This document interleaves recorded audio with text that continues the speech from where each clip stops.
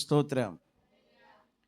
ఇక్కడ ఐదుగురేమో బుద్ధిగల కన్యకలు ఉన్నారు, ఐదుగురేమో బుద్ధి లేని కన్యకలు ఉన్నారు. అంటే ఈ 10 మంది దేవుని సంగమునకు సాదృశ్యమైంది. ఆమేన్. ఈ 10 మంది కన్యకలు కూడా దేవుని ఆరాధిస్తున్నవారు, దేవుడంటే దేవునికి ప్రార్థన విజ్ఞాపన చేస్తున్నవారు, దేవుని గణపరిచేవారు, దేవుని భక్తి చేసేవారే. కానీ ఒక దినం వచ్చింది, పెండ్లి కుమారుడు వస్తున్నాడు అని స్వరం వినబడింది. ఈ 5 బుద్ధిగల కన్యకులు మాత్రమే అక్కడ. ఆ పెండ్లి కుమారుడు వచ్చాడు, తలుపు తెరిచాడు, 5 రెడీగా ఉన్నారు కనుక ఈ బుద్ధిగల కన్యకులు లోపలికి వెళ్ళిపోయారు. తలుపు వేసుకున్నాడు పెండ్లి కుమారుడు. తర్వాత ఆ 5 బుద్ధి లేని కన్యకులు వచ్చి అంటున్నారు, ఏమన్నారు తెలుసు? అయ్యా. ఆ తర్వాత తక్కిన కన్యకులు వచ్చి అయ్యా అయ్యాని తలుపు తట్టగా, మీరెవరో నేను ఎరగనని నిత్యముగా మీతో చెప్పుచున్నానని నేను దేవునికి స్తోత్రం. చూడండి ప్రియమైన దేవుని బిడ్డలారా, ఈ 10 మంది కన్యకలు ఉన్నారు, అందులో 5 మాత్రమే దేవుని పిలుపుని విన్నారు. దేవునికి మహిమ కలుగును గాక. దేవుని పిలుపు రహస్య రాకడ. నువ్వు దేవుని వస్తున్నాడు, ఎప్పుడు వస్తాడో తెలియదు కనుక ప్రతి ఒక్కరు కూడా దేవుని నమ్ముకున్న బిడ్డలుగా ఆసక్తితో, భయము కలిగి, భక్తి చేస్తూ దేవుని కొరకు ఎదురు చూసేవారిగా, సిద్ధపడి ఎదురు చూసేవారిగా ఉండాలి. దేవుడంటే లెక్కలేనితనంగా వెళ్దాంలే తర్వాత వెళ్ళొచ్చులని సాగులు చెప్పేవారిగా కాదు. కానీ ఈ 5 బుద్ధిగల కన్యకులు సాగులు చెప్పలేదు. వీళ్ళు దేవుడు వాళ్ళ పనులన్నీ ముగించుకొని త్వరగా దేవుడంటే భయంతో దేవుని సమయంలో దేవుని దగ్గర గడిపే ప్రజలు వీళ్ళు 5. ప్రియమైన దేవుని బిడ్డలారా, మిగతా 5 బుద్ధి లేని కన్యకలు అంటే వారు ఇష్టం వచ్చినట్లుగా సాగులు చెప్పేవాళ్ళు, వాళ్ళు ఇష్టం వచ్చినట్లుగా ఏదో వంకలు చెప్పి ఎగ్గొట్టేవాళ్ళు, దేవుని ప్రార్థనలు ఎగ్గొట్టేవాళ్ళు, మందిరానికి ఎగ్గొట్టేవాళ్ళు, ఏదో సాగులు చెప్పి దేవుని ప్రార్థనలు ఎగ్గొట్టుకొని దేవుని చిత్తం నెరవేర్చకుండా ఉండేవాళ్ళు. కానీ చూడండి, ఈ 5 పెళ్లి కుమారుడు వచ్చాడు, ఆ స్వరం వినబడింది, వీళ్ళు 5 రెడీగా ఉన్నారు కనుక పెళ్లి కుమారుడు వచ్చాడు, తలుపు తెరిచాడు, 5 వెళ్ళిపోయారు బుద్ధిగల కన్యకులు. తర్వాత ఆ బుద్ధి లేని కన్యకులు వచ్చారన్న, తలుపు వేయబడింది. అయ్యా అయ్యా అయ్యా అని డోరు తడతా ఉన్నారు. అయితే అంటున్నాడంట ఆ పెళ్లి కుమారుడు యేసు ప్రభువారు. ఆమేన్. ఆయన పెళ్లి కుమారుడుగా రాబోతున్నాడు. సంఘం అంటే వధువుకి సాదృశ్యమైంది. సంఘం అందరూ కూడా పెళ్లి కుమార్తెలాగా సిద్ధపడి ఉండాలి. ఆమేన్. సంఘం అనగా సంఘం అందరూ కలిసి ఒక పెండు కుమార్తెగా దేవుడు పోల్చి వర్ణిస్తూ ఉన్నాడు. సంఘము వధువుగా దేవుడు యేసు ప్రభువారు పెండు కుమారుడుగా రాబోతున్నాడు. ఆయన ఎప్పుడు వస్తాడో తెలియదు, కానీ ఆయన వస్తాడు ఖచ్చితంగా.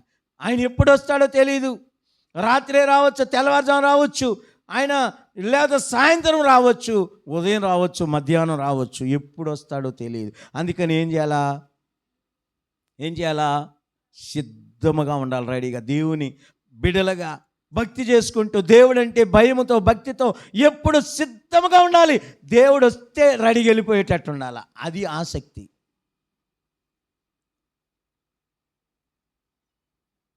దేవునికి మహిమ కలుగునగాక. వీళ్ళు ఎంత ఆసక్తిగా ఉన్నారో, దేవుడు వచ్చాడు, పెండు కుమారుడు, తలుపులు తెరవబడ్డాయి, వెళ్ళిపోయారు ఆనందంగా, సంతోషంగా. తర్వాత తలుపులు వేసి అక్కడ ఎవరన్నా ఉన్నారని చూశాడు. దేవుడు అన్యాయస్తుడు కాదు, పెండు కుమారుడు. ఇంకా ఉన్నారేమో అని చూశాడు, ఎవరు లేరు. లేకపోతే ఏం చేశాడు? డోర్లు క్లోజ్ చేశాడు. తర్వాత వస్తున్నారు వీళ్ళు. ఎప్పుడు వచ్చారు వీళ్ళు? తలుపులు వేయబడిన తర్వాత. అంటే ప్రార్థనలు ఎగ్గొట్టుకొని వీళ్ళు నచ్చినప్పుడు వచ్చేవాళ్ళు. అప్పుడు వచ్చి అయ్యా అయ్యా అని తలుపులు కొడుతున్నారంట, తీయ్యయ్యా తలుపు అని. దేవుడు ఏమన్నాడంట?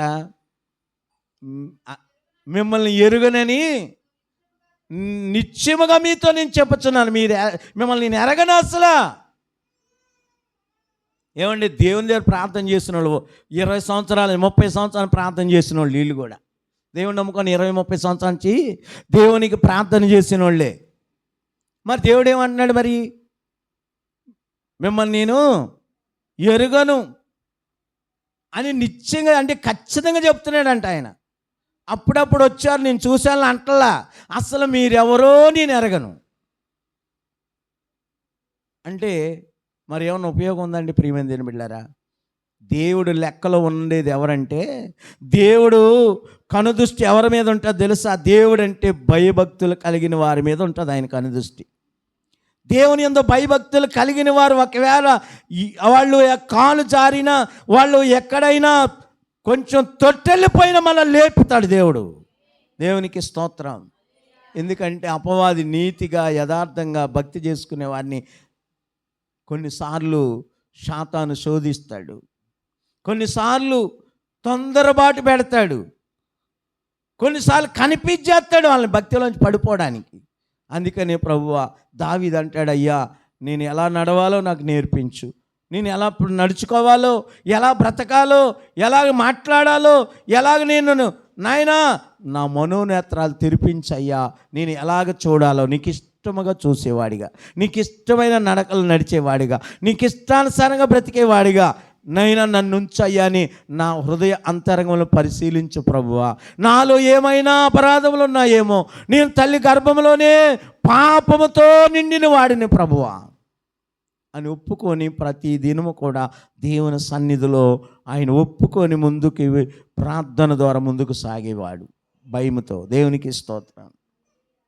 ఈ బుద్ధి లేని కన్యకలు వాళ్ళ ఇష్టం వచ్చినప్పుడు ప్రార్థనకు వస్తారు, వాళ్ళ ఇష్టం వచ్చినప్పుడే దేవుని బల్లారాధన తీసుకుంటారు, వాళ్ళ ఇష్టం వచ్చినప్పుడే కానుకలు ఇస్తారు, వాళ్ళ ఇష్టం వచ్చిన దశమ భాగాలు ఇస్తారు, వాళ్ళ ఇష్టం వచ్చినప్పుడే దేవుడి దగ్గరికి వస్తారు. ఎవరు చెప్పినా ఎనరావు, ఎంత చెప్పినా దైవ సేవకుడు ఎంత చెప్పినా అర్థం చేసుకోని మైండ్ సెట్ వెళ్ళదు. అంటే ఇప్పుడు ఎవరు పని చేస్తాను లెక్కేసుకోండి. మిమ్మల్ని నేను ఎరగనంటే 20-30 సంవత్సరాల నుంచి భక్తి చేసే ఒక విశ్వాస బిడ్డల్ని, దైవ బిడ్డల్ని నేను ఎరగనని దేవుడు చెబితే ఎంతకన్నా అవమానం మరొకటి ఉంటుందా చెప్పండి? అవమానమా కాదా? అమ్మ మీరు రావడం ఆలస్యమైంది కనుక మరి డోర్ వేసేసారు, ఇంకా తీయడానికి కుదరదన్నా ఒక రకంగా ఉంటుంది, అవమానం లేకుండా అన్న ఉంటుంది ఆ మాట చెప్పిన. ఇప్పుడు మిమ్మల్ని నేను ఎరగను, మిమ్మల్ని ఎరగనని నిశ్చయముగా మీతో చెప్పుతున్నానంటే ఖచ్చితంగా చెప్పేస్తున్నాడంట. ఖచ్చితంగా చెప్తున్నాను, మీరెవరో నాకు తెలియదు అంటే. ఇప్పుడు వీళ్ళు భక్తిలో ఉన్నాములే అనుకునేవాళ్ళు, మేము దేవుడికి ఇష్టంగా నడుచుకుంటున్నాములే అన్నాం, మేము క్రైస్తవులమేనండి అని చెప్పుకునేవాళ్ళు. వీళ్ళు ఏ క్రైస్తవులు? వీళ్ళు నామకార్థన క్రైస్తవులు, వారాల క్రైస్తవులు, పేరు క్రైస్తవులు, కాలక్షేపం క్రైస్తవులు, లోకానుసారమైన క్రైస్తవులు, బుద్ధి లేని క్రైస్తవులు వీళ్ళు. దేవునికి స్తోత్రం. ప్రియమైన దేవుని బిడ్డలారా, నిజంగా ఈ వాక్యం భలేగా రాయించాడండి దేవుడు మహానుభావుడు. జరగబోయే సంఘాలు ఇలాగ జరుగుతాయి, ఇలాగ ఉంటారు ప్రజలని తెలిసే మనకు సిగ్గు రావడానికి దేవుడు ఇది రాయించాడు ఈ వాక్య భాగాన్ని. దేవునికి స్తోత్రం. ఈ వాక్యం చదువుతుంటే మనకి ఒళ్ళంతా ఈ రాము నిక్కబొడిచినట్టు అవుతుందండి. రోషం కలిగి ప్రార్థన చేయాలండి. ఈ వాక్యం విన్నప్పుడు ప్రభువా నేను ఆ బుద్ధిగల కన్యకలాగా నేను ఉండాలయ్యా, ఆ బుద్ధిగల కన్యకలాగా మారాలయ్యా. ఎంతకాలం బుద్ధి లేని కన్యకలాగా బ్రతుకుతానయ్యా, ఎంతకాలం బుద్ధి లేని వారిగా ఉంటానయ్యా అని సిగ్గుతోటి అవమానంతో రోషము కలిగి భక్తి చేయడానికి మార్పు చెందాలి. దేవునికి స్తోత్రం. హల్లెలూయా. దేవుడు పక్షపాతి కాదండి ప్రియమైన వారలారా. ఆయన కొంతమందిని దేవుని రాజ్యాన్ని తీసుకొని కొంతమందిని విడిచిపెట్టాలనే ఆలోచన కలిగిన వాడు కాదు. దేవుడు పక్షపాతి కాదు, అందరి సమానంగా ప్రేమించే దేవుడు. కొంతమంది పాట పాడతారు కదా, అనురాగ దేవుడు, ఆనంద దేవుడు, అందరినీ ఒకే రీతిగా ప్రేమించే దేవుడు అని పాట పాడతారు కదా, నిజమే. ఆయన అందరిని ఒకే రీతి ప్రేమించే దేవుడు, పాపులను క్షమించే దేవుడు, పాపాన్ని ద్వేషించే దేవుడు.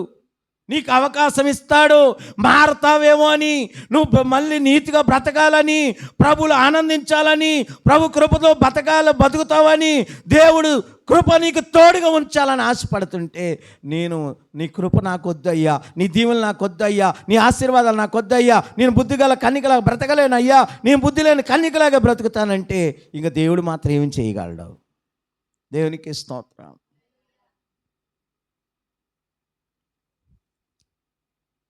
గుర్తుపెట్టుకోండి, మరి బుద్ధి లేని కన్యకులకి కూడా ఎక్కడ మోసపోతారో తెలుసా? వీళ్ళు కూడా దేవుడు మాతో ఉన్నాళ్లే, దేవుడు లేకపోతే ఎందుకు కార్యాలు జరుగుతున్నాయి మేము అప్పట్లో? దేవుడు ప్రార్థించినప్పుడు కార్యాలు జరుగుతుంటే దేవుడు ఉన్నట్టే కదా, అవునా కాదు చెప్పండి? ఉన్నట్టే అని మోసపోతారు. గుర్తుపెట్టుకోండి, కార్యాలు చేస్తాడు దేవుడు, కనికరమ గల దేవుడు కనుక. ఎందుకు చేస్తాడు? నువ్వు ఇప్పటికైనా తెలుసుకొని దేవుడు అంటే కృతజ్ఞత కలిగి దేవుడిని హత్తుకొని బ్రతుకుతామని చేస్తాడు కనికరించి. నువ్వు నశించబోవడం దేవునికి ఇష్టము కాదు. నువ్వు బాధలో ఉంటే, కష్టంలో ఉంటే, శోధనలో ఉంటే, నష్టాల్లో ఉంటే, అనారోగ్యంతో ఉంటే దేవుడు నీ దగ్గరికి వస్తాడు. నువ్వు ఏడుస్తుంటే ఆయన తట్టుకోలేడు. తెలుసు ఆయన కనికరా పూర్ణుడు. ఆయన బిడ్డలు ఏడుస్తుంటే ఆయన పరలోక రాజ్యంలో కూర్చొని సింహాసనం మీద ఉండే దేవుడు కాదు. ఆయన దిగొచ్చేస్తాడు తన బిడ్డల దగ్గరికి, వాళ్ళని బలపరచడానికి, వాళ్ళని స్వస్థపరచడానికి, వారిని వాదార్చడానికి, వారిని దీవించడానికి, వారికి ఆయురారోగ్యాలు ఇవ్వడానికి. దేవునికి స్తోత్రం. మరి ఆయురారోగ్యాలు ఇచ్చాడు కదా, దేవుడు నాతో ఉన్నాడులే, నేనేం కాదులే, ఎలా నడుచుకున్నా పర్వాలేదులే, ఎప్పుడో నా ఇష్టం వచ్చినట్టు వెళ్తానంటే కుదరదు. అక్కడే నువ్వు మోసపోతావు. దేవుని స్తోత్రం. నువ్వు దేవుడు నిన్ను స్వస్థపరిచాడు కదా, ఇంకొద్దులే, ఎప్పుడన్నా వెళ్దిగానిలే, ఇప్పుడు రోజు వెళ్ళకపోయినా ఏం అవ్వదులే అని ఆలోచన పెట్టేవాడు ఎవడు చెప్పండి? ఏం కాదులే ఈ వారం, ఏదో రకంగా నిన్ను, దేవుని బిడ్డగా ఉండాల్సిన నిన్ను ఆ డైవర్ట్ చేయడమే వాడి యొక్క ఆలోచన అంతా. ఆడి ఆలోచన నువ్వు అర్థం చేసుకోకుండా వాడు చెప్పినట్టే నువ్వు నడుచుకుంటే నువ్వు దేవుని బిడ్డవా, బుద్ధిగల కన్నికవా, బుద్ధి లేని కన్నికవా? ఏం కాదు ఈ వారం అని చెప్తే, సరే ఈ వారం నేను వచ్చే వారం వెళ్ళొచ్చులే, మళ్ళీ ఆ వారం వస్తే ఏదో నీరసం, లేకపోతే ఈ రోజునాలో తలనొప్పో, ఒళ్ళు నొప్పులు, తపనగా ఉండటము, ఏదో పెడతాడు. తర్వాత ఈ వారం వదిలి వచ్చే వారం వెళ్ళొచ్చులే. ఏదో రకంగా నిన్ను బలహీనపరచడమే, నిన్ను దేవుని బిడ్డగా ఉండకుండా చేయటమే వాడు ఆలోచన. దేవునికి మహిమ కలుగునుగాక. అప్పుడేం చేయాలి నువ్వు? అప్పుడు రోజు బాగానే ఉంది, ఈరోజు నాకు బలహీనత ఉందంటే, ఈరోజు తపనగా ఉందంటే, ఈరోజు నాకు బలహీనగా ఏదో మోషన్స్ అవుతున్నాయి అంటే, ఈరోజు నాకు తలనొప్పి ఉందంటే, ఇది దేవుడు పెట్టింది కాదు. నన్ను దేవుని నుంచి దూరం చేయడానికి అపవాది పెడుతున్న తంత్రాలని గుర్తించాలి. అప్పుడు దేవుడు నీ దగ్గరకు ఉంటాడు. అపవాది నీ యొద్ద నుంచి పారిపోతాడు. సాతానా, నువ్వే నాకు పెడతాను, నా దేవుడి దగ్గరికి వెళ్ళకుండా, దేవుని మందిరానికి వెళ్ళకుండా, దేవునికి దూరం అవ్వడానికి, నా దేవుడిని నన్ను దూరం చేయడానికి నువ్వు నన్ను బలహీనపరుస్తున్నావు. సాతానా, యేసునామములో కాలిపో, యేసునామములో కాలిపో. నన్ను ఎందుకు బలహీనపరుస్తున్నావు? యేసునామములో నాలో బలహీనపరుస్తు సాతానా, యేసునామములో లైవ్ అయిపోవును గాక అని నువ్వు ఎప్పుడైతే గర్దిస్తావు, బాబోయ్ నన్ను కనిపెట్టాడు రా బాబు, నీ దగ్గర నుంచి ఆడు పారిపోతాడు. ఆయనకి అర్థమైపోద్ది, నన్ను కనిపెట్టాడు, భలే తెలివిగా కనిపెట్టాడు నన్ను. కనిపెట్టాడా? కనిపెట్టలేనట్టు ఇప్పుడు లేదులే, ఏం కాదు, నీరసంగా ఉంది, దేవుడికి తెలియదా? బాగుంటే వెళ్ళివ్వండి కదా. మళ్ళా ప్రార్థన అయిపోయి వాళ్ళు హుషారుగా ఉంటుంది. నిన్ను ఏదో రకంగా డైవర్ట్ చేయడమేనండి వాడు ప్లానింగ్. గుర్తుపెట్టుకోండి, పోరాటం అండి, ఆత్మీయ పోరాటం ఇది. మనం బ్రతికినంత కాలము పోరాటము. ఏ పోరాటం ఇది? ఆత్మీయ పోరాటం, దేవునితో ఎదగాలని మన పోరాటం, దేవునితో ఉండాలని మన పోరాటం. అపవాదేమో మనం లాగాలి, మనల్ని వెనక లాగాలి, బలహీనపరచాలి, రోగాలు పెట్టాలి, అశాంతి పెట్టాలి, సమాధానం లేకుండా చెయ్యాలి. ఇదిగో రకరకాల ఆలోచనలు పెట్టి మనశ్శాంతి లేకుండా చేసి వాడిని మరి మరణానికి అప్పగించాలని వాడు ప్లానింగ్. దేవుడైతే నా బిడ్డ దూరం అయిపోకూడదు, ఎప్పుడు నా బిడ్డ నాతో ఉండాలి, నేను నా బిడ్డతో ఉండాలి, ఇద్దరం నాతో నీతో నేను కలిసి ఉండాలని కోరుకుంటాడు దేవుడు. నా బిడ్డ సంతోషంగా ఉండాలి, నా బిడ్డ ఆరోగ్యంగా ఉండాలి, నా బిడ్డ ఆనందంగా ఉండాలి, నా కుటుంబం నన్ను ఆరాధించే బిడ్డలు, నన్ను ఆరాధించే మైంపరిచే కుటుంబం కనుక ఆ కుటుంబంలో ఎల్లప్పుడూ శాంతి ఉండాలని కోరుకుంటాడు, ఎల్లప్పుడూ ఆయురారోగ్యాలను కోరుకుంటాడు, ఎప్పుడు నా దూతలు కావలి ఉంచాలని కోరుకుంటాడు దేవుడు. దేవునికి స్తోత్రం. ఎందుకు తెలుసా? దేవుడు అంటాడు కదా, సామెతల గ్రంథం 8:17 అంటాడు, నన్ను ప్రేమించు వారిని నేను ప్రేమించుచున్నాను. ఆయన ప్రేమించు అని ప్రేమిస్తాడు. ఆయన నువ్వు ప్రేమించకుండా నేను ప్రేమిస్తున్నానండి, దేవుడు అంటే ఎంత ప్రేమ అండి నాకు, దేవుడిని నేను ప్రేమిస్తున్నానండి అంటే నువ్వు దేవుని ప్రార్థన ఎగ్గొడితే ఎట్ట ప్రేమిస్తున్నట్టు? నువ్వు నిజంగా దేవుని ప్రేమించేదాన్ని దేవుని ప్రార్థన ఎగ్గొట్టవు. దేవుని నిజంగా ప్రార్థించే వ్యక్తి అయితే ప్రార్థనలు ఎగ్గొట్టుండే బిడ్డవు కాదు. ఒకవేళ కుటుంబ ప్రార్థనకు నువ్వు తెలియకపోయినా స్వరం రావాలి. అది నా గొర్రెలు నా స్వరము వింటాయి, అవి వెన్నడు నన్ను వెంబడిస్తాయి. నా గొర్రెలు నా స్వరము వింటాయి, అవి ఎన్నడు నన్ను వెంబడిస్తాయి అన్నాడు ప్రభు యేసు. పరమ యెరూషలేమా పరిశుద్ధ భూషణాలతో వధువుకై అలంకరించే సిద్ధపడు సంగమా.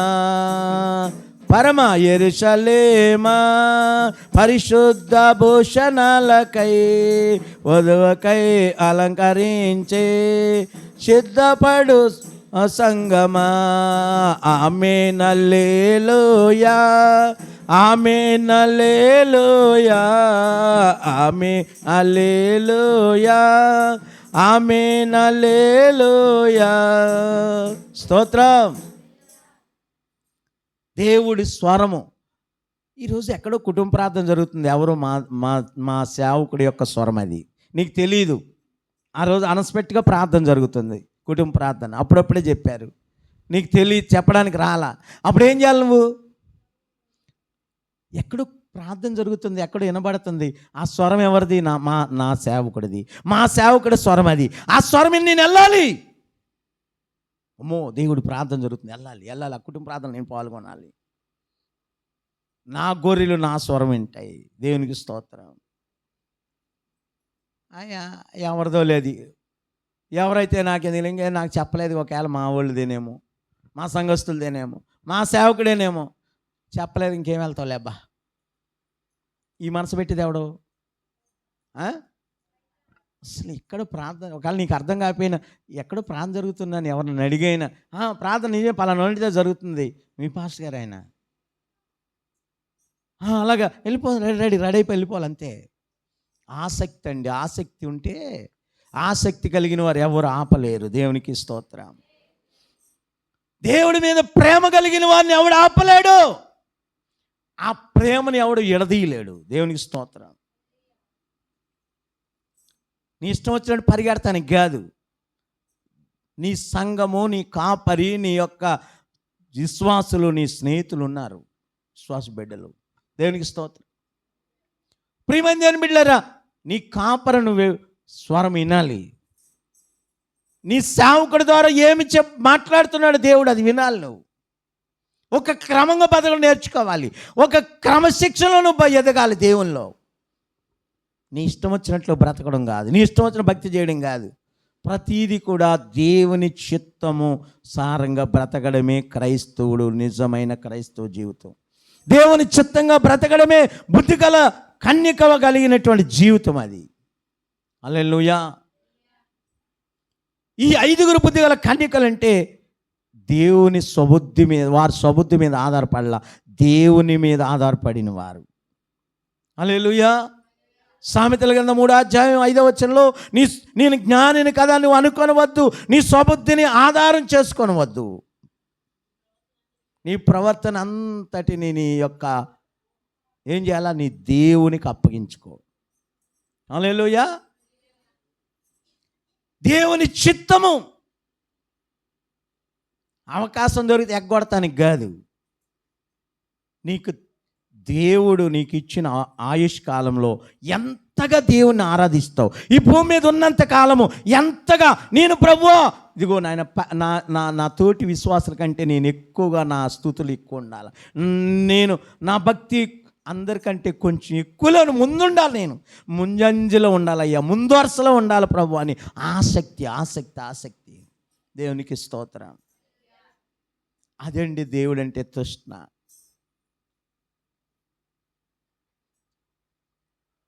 దేవునికి మహిమ కలుగును గాక. దేవుని కొరకు బ్రతకడం నేర్చుకోవాలి. 20-30 సంవత్సరాలు భక్తి చేసి మీరెవరో నేను ఎరగను అని నిశ్చయంగా చెబుతున్నానంటే అంతకంటే ఎంత దౌర్భాగ్య స్థితి అండి, ఎంత అవమానం అండి. ఇంకా ఎలా ఉంటుంది చెప్పండి. దేవుడు నిన్ను నిత్యముగా మీరెవరో నాకు తెలియదంటే ఇంకా అప్పుడు ఎలా అనిపిస్తుంది ఒకసారి చెప్పండి. ఎలా ఉంటుంది చెప్పండి. నాలాంటి వాడికైతే ఇంకెందుకు ప్రభు ఈ జీవితం, ఈ బ్రతికెందుకు అయ్యా, నువ్వే మాట చెప్పేసాడు, నేను బ్రతికినా బతకపోయినా ఒకటి అని అనిపిస్తుంది. అంతే కదా. దేవుని 20-30 సంవత్సరాలు చేసి మీరెవరో నేను ఎరుగను అని ఆయన నిశ్చయంగా చెబితే అంతకన్నా మరొక అవమానం మరొకటి లేదు. దేవునికి స్తోత్రం. కనుక ప్రియ దేవుని బిడ్డలారా, దేవుని కొరకు బ్రతకడం నేర్చుకో. దేవుడు అంటే భయం కలిగి, నువ్వు ప్రత్యేకించబడిన దానివి, నువ్వు ప్రత్యేకించబడిన వ్యక్తివి. దేవుని కొరకు బ్రతకాలని దేవుడు నిన్ను ఏర్పాటు చేసుకున్నాడు. ఆయన మీరు నన్ను ఏర్పరచుకోలేదు, నేనే మిమ్మల్ని ఏర్పరచుకున్నాను. మీరు ఫలించి మీ ఫలము నిలిచి ఉండునట్లు ఏం చేశాను, నేను నిలిచి ఉండడానికి మిమ్మల్ని నేను ఏర్పాటు చేసుకున్నాను. మిమ్మల్ని ఏర్పరచుకున్నాను. నేను ఏర్పరచుకున్న ప్రజలు మీరు, ఏర్పరచుకున్న కుటుంబం మీది. దేవునికి స్తోత్రం. ఏర్పరచుకున్న సంఘము. హల్లెలూయా. దేవుడు నిన్ను ఏర్పరచుకున్నాడు. నా ప్రియ సహోదరి సహోదరుడా, దేవుడు అంటున్నాడు, నన్ను ప్రేమించు వారు నేను ప్రేమించున్నాను, నన్ను జాగ్రత్తగా వెదుకువారు నన్ను కనుగొందురు, వారు కలిమియు సంపద వారి ఇంట ఉండును. స్థిరమైన కలిమి అంట. ఏ కలిమి? స్థిరమైన కలిమి. నిజంగా దేవుని ఆరాధించే, దేవుని యందు భయభక్తులు కలిగి నిజముగా దేవుని కొరకు బ్రతికే బిడ్డల కుటుంబాలకు దేవుడు ఇచ్చిన ఆశీర్వాదము అది ఇంకా ఎన్నడూ పోదు. స్థిరంగా నిలిచి అంచెలంచెలుగా ఆర్థికంగా, నైతికంగా, భౌతికంగా, ఆధ్యాత్మికంగా అన్ని విషయాల్లో దేవుడు నిన్ను దీవిస్తాడు. దేవునికి స్తోత్రం కలుగునుగా. యోహాను రాసిన పత్రిక 3వ పత్రికలో ఉంటుంది చూడండి, 2వ వచనంలో, ఆత్మలో వర్ధిల్లుచున్న ప్రకారము, ప్రియుడా ఆత్మలో వర్ధిల్లుచున్న ప్రకారము అన్ని విషయములో వర్ధిల్లుచు సౌఖ్యముగా ఉండవలెనని ఏం చేసుకుంటున్నాడంట? ప్రార్థించుచున్నాడంట. ప్రియుడా ఆత్మలో వర్ధిల్లుచున్న ప్రకారము అన్ని విషయంలో మీరు వర్ధిల్లుచు సౌఖ్యముగా ఉండవలెనని నేను ప్రార్థించుచున్నాను. ఆత్మలో వర్ధిల్లుచున్న ప్రకారం అన్ని విషయాల్లో వర్ధిల్లుతారంట దేవుని బిడ్డలు. ఆత్మలో నువ్వు వర్ధిల్లితే ఉన్న విషయాల్లో కూడా వర్ధిల్లుతావు ఆటోమేటిక్గా. ఆత్మలో నువ్వు సన్నగలిపోతే అన్నీ సప్పగైపోతాయి. అందేది అందదు, ముట్టేది ముట్టదు, పండేది పండదు, వచ్చేది కూడా వచ్చినట్టు వచ్చి మళ్ళీ వెనక్కి వెళ్ళిపోద్ది. ఎందుకు తెలుసా? ఎందుకు చెప్పండి. దేవుని ఆశీర్వాదం లేదు, దేవుడి కృప లేకపోతే వచ్చినట్టే ఉంటుంది, కనపడదు. హల్లెలూయా. అందుకని సామెతల గ్రంథం 10:22 నరుని కష్టాజితం వల్ల ఐశ్వర్యం ఎక్కువ కానేరదు, కానీ యెహోవా ఆశీర్వాదము ఐశ్వర్యం ఇచ్చును. దేవునికి స్తోత్రం. దేవుడు లేకుండా నువ్వు ఏది చేసినా నీకు ఆశీర్వాదకరంగా ఉండదు.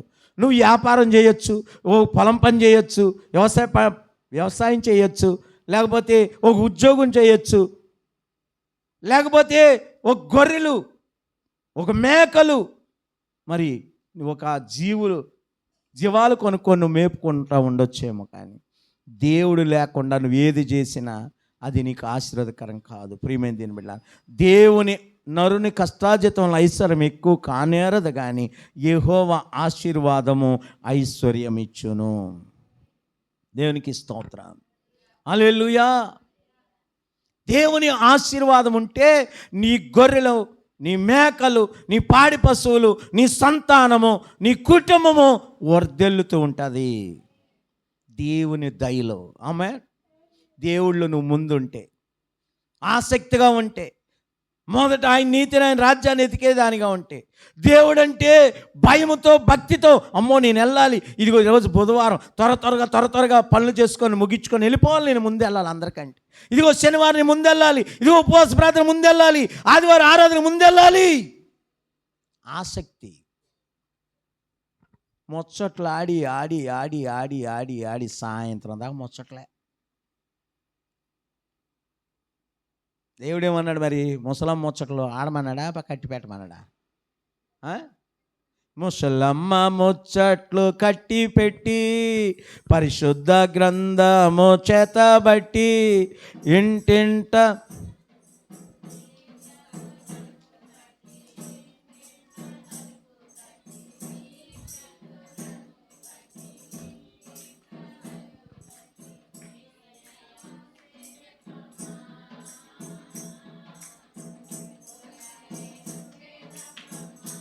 స్తోత్రం.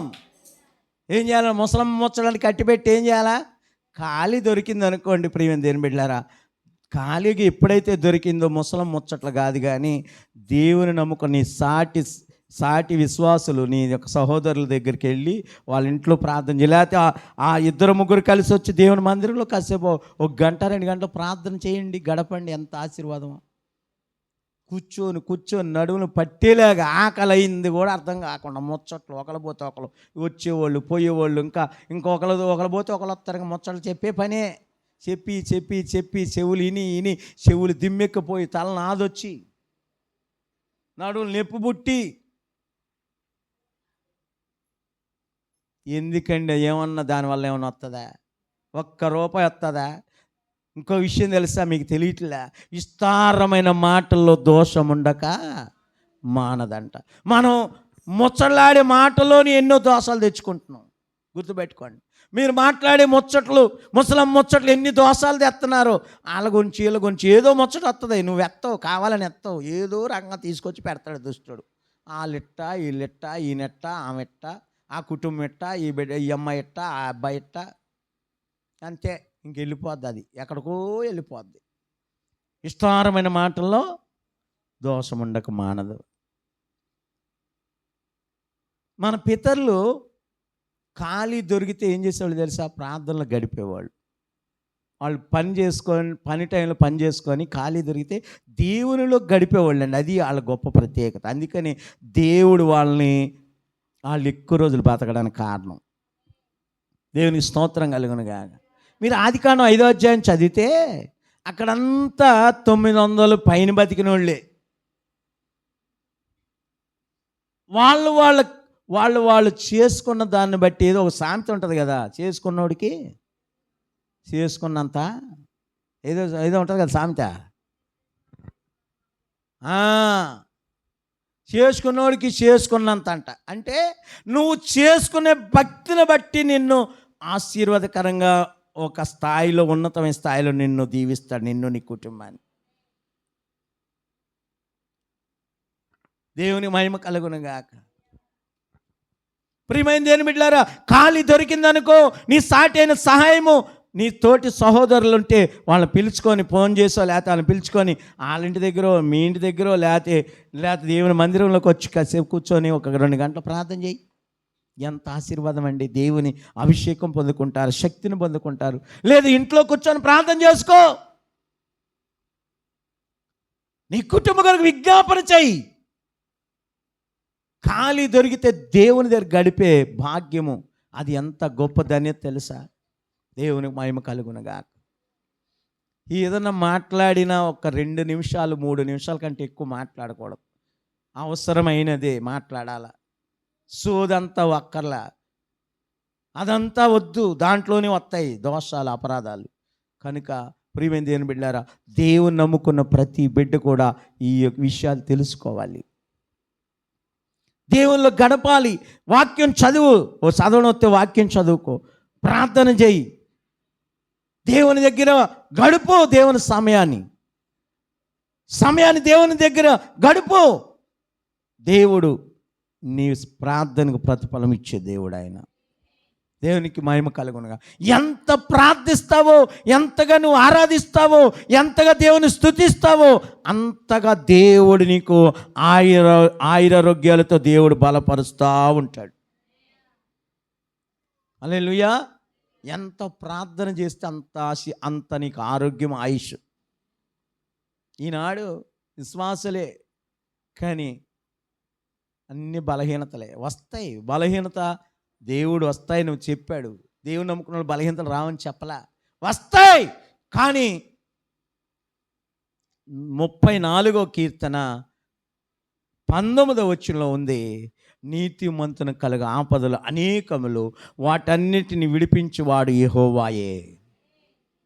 18వ వచనంలో ఉంటుంది, వారు మొరపెట్టగా వారి మొర నేను ఉత్తరం ఇస్తాను, వారు నేను మొర ఆలకిస్తాను, వాళ్ళని విడిపిస్తాను అంటాడు. సామెత 34వ కీర్తన 19-18 వచనాల్లో ఉంటుంది ఈ మాట. నీతిమంతునికి ఆపదలు వస్తాయి కానీ ఏం చేయలేవు. ఎలా వస్తాయో తెలియదు, ఎలా పోతాయో తెలియదు. ఆమేన్. దేవుని బిడ్డలకి వస్తాయి, రావడం కూడా మంచిదే. శోధన సహించేవాడు ధన్యుడు. పోయిన వారం చెప్పుకున్నాం, బలహీనతలో బలమునిచ్చే దేవుడు. పౌలు గారు ఆ చిన్న ముళ్ళు పెట్టకపోతే ఆయన అంత బలమైన పాత్రగా దేవుడు వాడుకునేవాడు కాదేమో. బలమైన పాత్రగా వాడబడ్డాడు. కారణం ఆ చిన్న ముళ్ళు ఏం చేయదు. ఆ బలహీనత అది నిన్ను చంపే బలహీనత కాదు, అది నిన్ను బలపరిచే బలహీనత. అది నేను ఎప్పుడు బలహీనుడు అప్పుడే బలవంతుణ్ణి, నేను ఎప్పుడు శక్తిహీనుడు అప్పుడే నేను శక్తిమంతుణ్ణి అని చెప్పాడు. దేవునికి స్తోత్రం. నా కృప నీకు ఎప్పుడు చాలును చాలును చాలును. దేవుని మహిమ కలుగునుగా. దేవుడు ఎప్పుడు కూడా చంపే బలహీనతలు పెట్టడండి. అందరికీ పెట్టడు, కొంతమందికే పెడతాడు. అది కూడా కొంతమందికి బలహీనత విడుదల ఇస్తాడు, కొంతమంది అవసరమైతే పెడతాడు. ఆయన ఇష్టం, అది మన ఇష్టం కాదు. ఆమేన్. ఆయన ఇష్టమే కదా. హిజ్కియాకేమో మరణకరమైన రోగం నుంచి విడిపించాడు. ఆయనకి ఈపు మీద రాసిపుండు లాంటిది ఒక పుండు పుట్టిందంట. ఆ పుండు పుడితే అంజూరపు ఆకు తెచ్చి నూరి కట్టమంటే కడితే తగ్గిపోయింది. దేవునికి స్తోత్రం. మరి ఆయనకి తగ్గించాడు. ఈయనకేమో ఏమండి, ఈయనకేం చేశాడు? పౌలు గారికి ఏం చేశాడు? ఎప్పుడు పుసి దోడుతూ ఉంటుంది. ఇది ఒక బలహీనత. అంటే పుసి దోడడం కూడా, పుసి కొంతమందికి కలగలుకలు అవుతూ ఉంటాయి కదా, అదొక రకమైన అది ఇన్ఫెక్షన్ అన్నమాట. వస్తే అందరికి ఊళ్ళో అందరికి వస్తూ ఉంటాయి కదా, ఇంతకుముందు వచ్చాయి కదా, కలగలుకలు అవుతున్నాయి అంటారు. అంటే దానికి ఏం చేయాలా? యాంటీబయాటిక్ అంటే పసుపు గుడ్డ, తెల్లటి గుడ్డకి కొంచెం పసుపు రాసి ఆ గుడ్డ అద్దుకుంటారు, యాంటీబయాటిక్. హల్లెలూయా. ఎందుకంటే అది ఆ ఇన్ఫెక్షన్ రాకుండా యాంటీబయాటిక్ వల్ల అది ఆ కన్ను ఆ పసుపు గుడ్డతో తుడుచుకుంటే కొంచెం త్వరగా తగ్గిపోయే అవకాశాలు ఉంటాయని. దేవునికి స్తోత్రం. ఈ బలహీనత, ఈ రోగం కూడా పెట్టేది ఎవడంటే సాతానే. ప్రతి రోగం పెట్టేది సాతానేనండి, గుర్తుపెట్టుకోండి. దేవుని అనుమతితో వచ్చే ఉంటాయి, దేవుడు అనుమతి లేకుండా సాతాను పెట్టే ఉంటాయి. దేవుడు పెట్టింది మనుషులను ఎప్పుడు సంపదు. సాతాను పెట్టింది, దేవుని మాట వినకపోవడం వల్ల సాతాను పెట్టి సాతాను వాళ్ళని అనేక అనారోగ్యాలతో మరణానికి తీసుకెళ్తాడు. కనుక ప్రియమైన దేవుని బిడ్డలారా, అందుకని మనము చాలా దేవుని జ్ఞానం కలిగి, దేవుని విశిక్షణ జ్ఞానం కలిగి, వివేకం కలిగి మనము దేవుని భక్తిలో ఎదగాలి. దేవునికి మహిమ కలుగునగాక. కనుక దేవుడు నన్ను ప్రేమించు వారిని నేను ప్రేమించున్నాను, నన్ను జాగ్రత్తగా ఎదుకు వారిని నన్ను కనుగొందురు అంటాడు. దేవుని యందు భయభక్తులు కలిగి ఉండడం, దేవుని అంతే ఆసక్తి కలిగి ఉండడం, దేవుడు అంటే భయం కలిగి ఉండడం, దేవుని యందు భక్తి కలిగి ఉండడం, శ్రద్ధ కలిగి ఉండడం, ఇదంతా దేవుని మహాకృప.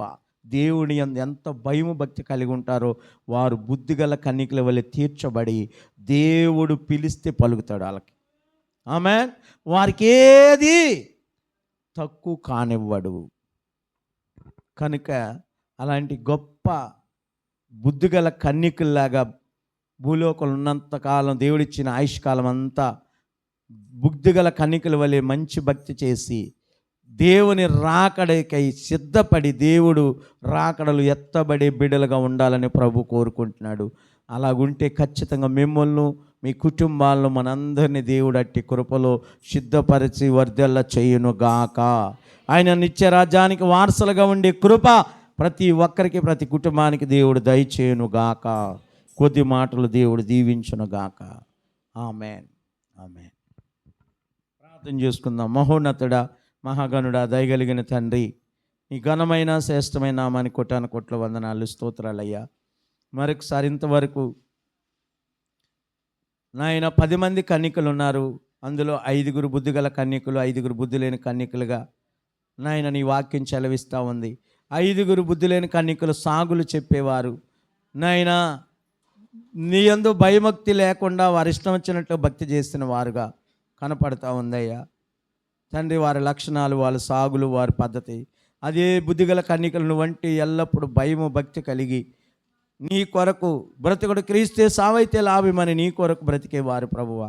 మొదట నా నీతి నా రాజ్యాన్ని వెతకండి, అప్పుడు మీకు ఏది ఇష్టం అది అనుగ్రహించబడినని అప్పుడు సెలవిచ్చిన దేవుడు ప్రభువా. ఈ బుద్ధిగల కన్యకులు మొదట నీ నీతి నీ రాజ్యాన్ని వెతికేవారుగా ఉన్నారు. అందుకని నాయన నీ రాకడ వచ్చినప్పుడు వారిని పెండ్లి కుమారుడు వస్తున్నాడని చెప్పగానే, స్వరం వినగానే వాళ్ళు రెడీగా ఉన్నారు, కానీ తలుపు తెరచగానే వారి లోపలికి వెళ్ళిపోయారు ప్రభు అని నీ వాక్యం స్పష్టంగా తెలియజేస్తూ ఉంది.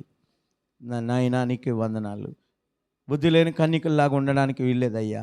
ప్రతి ఒక్కరు బుద్ధిగల కన్యకల వల్ల తీర్చబడాలని ఆసక్తి కలిగి ఈ వాక్యం ద్వారా వారు నాయన షైనింగ్ అయ్యి ప్రభువా అందరూ సిద్ధపడి ఆసక్తితో నీ కృపల ముందుకు సాగేవారుగా, నీ రాజ్య వారసత్వం సంపాదించుకునేవారిగా బుద్ధిగల కన్యకల వల్ల మీరు అభిషేకించి నీ సాక్షులుగా నిలబెట్టుకోమని ఈ నాయన వాక్యం వింటున్న ప్రతి ఒక్కరిని కూడా దీవించి ఆశీర్వదించండి. వారిని, వారి కుటుంబాలను, వారు చేతి పనులు, వారి ఉద్యోగాలు, వారి చదువులు, బిడ్డల చదువులు, వారు చేస్తున్న చేతి పనులు, వ్యవసాయ పంటలు, వారి వ్యాపారములు, వారి చేతి పనులు, కూలి పనులు, అన్ని విషయాల్లో దీవించి మహిమ తెచ్చుకోమని ఈ చిన్న ప్రార్థన నీ పాదాల దగ్గర చేర్చుకొని ప్రార్థన ప్రతిఫలం దయచేయమని నీ కుమారుడైన మా రక్షకుడైన యేసయ్య ఘనమైన నామంలో వినయంతో అడిగి వేడుకుంటున్నాను పరమ తండ్రి. ఆమేన్, ఆమేన్. God bless you. దేవుడు మిమ్మల్ని దేవుడు దీవించిన గాక. ఈ యొక్క వాక్యం విన్నవారు యూట్యూబ్ ఛానల్ ఎన్ఎల్పి మినిస్ట్రీస్ అని ఒక ఛానల్ పెట్టడం జరిగింది. ఆ యొక్క ఎన్ఎల్పి మినిస్ట్రీస్ కొత్తూరు అని కొడితే ఆ యొక్క యూట్యూబ్ ఛానల్ వస్తుంది. అందులో అనేక విషయాలు, మంచి మంచి మెసేజ్లు ఉన్నాయి. 7 పాయింట్లు, 5 పాయింట్లు, అలాంటి ఆ యొక్క మంచి మెసేజ్లు విని మీరు దీవించబడాలని కోరుకుంటున్నాం. అలాగనే అందరికీ సబ్స్క్రైబ్ చేయండి ఆ ఛానల్ని, అలాగనే షేర్ చేయండి, లైక్ చేయండి. అనేకులకి మీరు షేర్ చేసి వారికి కూడా పంపించినట్లయితే వారు కూడా కొంతమంది ఆ దేవుని మెసేజ్లు విని వారు మారుమనసు రక్షణ పొంది ఆ పరలోక రాజ్యానికి వారసులు అవుతారు కనుక వారిని రక్షణలో నడిపించిన వారు అవుతారు కనుక మీరు సహకరించవలసిందిగా ప్రభుపేట మనవి చేస్తున్నాం. దేవుడు మిమ్మల్ని అందరినీ దేవుడు దీవించిన గాక. ఆమేన్.